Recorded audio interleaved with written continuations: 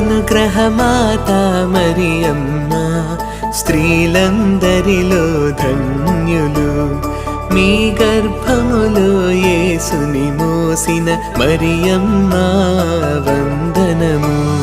పరిశుద్ధ మరియా దేవుని మాత, పాపాత్ములమైన మా కొరకు ఇప్పుడును మరెప్పుడును ప్రార్థించమ్మా మరియమ్మ.